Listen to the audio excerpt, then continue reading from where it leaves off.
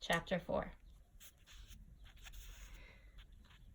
Edward, if you could describe him, I don't think that we would pick the most positive character traits so far. Just saying.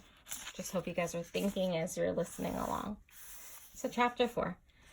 Once there was a princess who was very beautiful. She shone as bright as the stars on a moonless night. But what difference did it make that she was beautiful? None. No difference. Why did it make no difference? Asked Aileen. Because, said Pellegrina, she was a princess who loved no one and cared nothing for love, even though there were many who loved her. At this point in her story, Pellegrina stopped and looked right at Edward. She stared deep into his painted on eyes, and again, Edward felt a shiver go through him. I love when there's at least one or two photos of the characters, so it helps me to better visualize stories. And you can see Edward all tucked in there, and there's Pellegrina and Aileen. And there is, anyone hear my stomach just growl?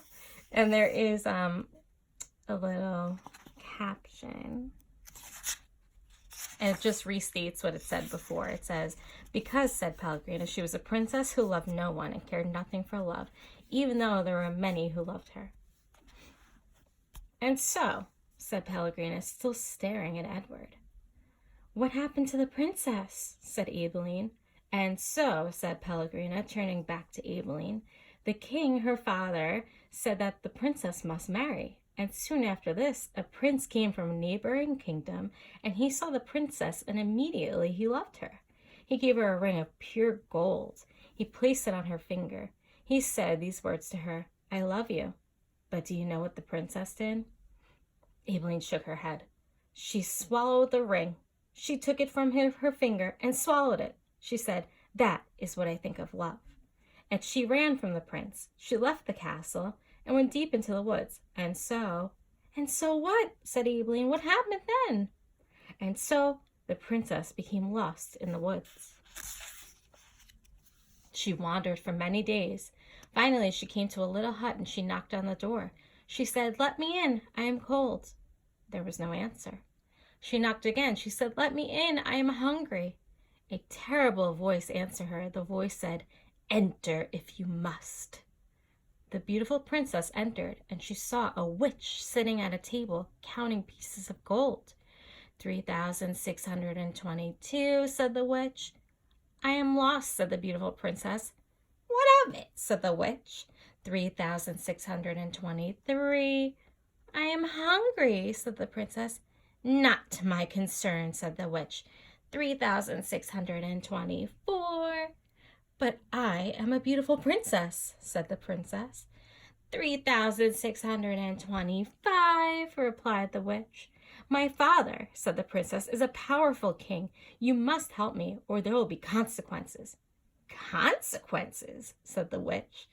She looked up from her gold. She stared at the princess. You dare to talk to me of consequences? Very well, then. We will speak of consequences. Tell me the name of the one you love. Love, said the princess. She stamped her foot. Why must everyone always speak of love? Whom do you love? Said the witch. You must tell me the name. I love no one, said the princess proudly. You disappoint me, said the witch. She raised her hand and said one word, Farthfiggery, and the beautiful princess was changed into a warthog. What have you done to me? Squealed the princess. Talk to me of consequences now, will you? Said the witch, and she went back to counting her pieces of gold. 3,626, said the witch, as the warthog princess ran from the hut and out again into the forest. The king's men were in the forest too, and what were they looking for? A beautiful princess. And so when they came upon an ugly warthog, they shot it immediately. Pow! No, said Aileen. Yes, said Pellegrina. The men took the warthog back to the castle, and the cook slit open its belly, and inside it she found a ring of pure gold. There were many hungry people in the castle that night, and all of them were waiting to be fed. So the cook put the ring on her finger and finished butchering the warthog. Oh God, I forgot about this part. And the ring that the beautiful princess had swallowed shone on the cook's hand as she did her work. The end. The end, said Aibileen indignantly. Yes, said Pellegrina. The end. But it can't be. Why can't it be? Because it came too quickly, because no one is living happily ever after. That's why. Ah, and so, Pellegrina nodded. She was quiet for a moment, but answer me this.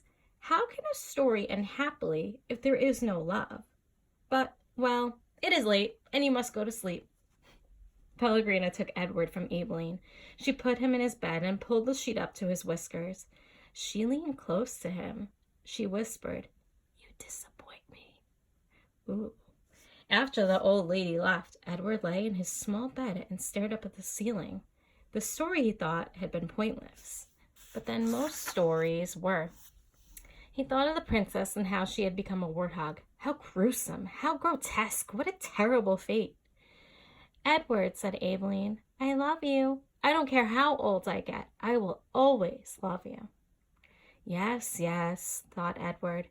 He continued to stare up at the ceiling. He was agitated for some reason that he could not name. He wished that Pellegrina had put him on his side so that he might look at the stars. And then he remembered Pellegrina's description of the beautiful princess. She shone as bright as the stars on a moonless night. For some reason, Edward found comfort in these words, and he repeated them to himself. As bright as the stars on a moonless night. As bright as the stars on a moonless night. Over and over until at last the first light of dawn appeared. All right, you guys, so that's it for today. I hope that you're listening.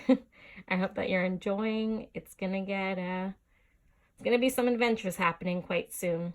And you can see this looks like her little suitcase. She's packing up. All right, have a great day. Make sure you get all of your work done. I'll talk to you guys soon. Bye-bye.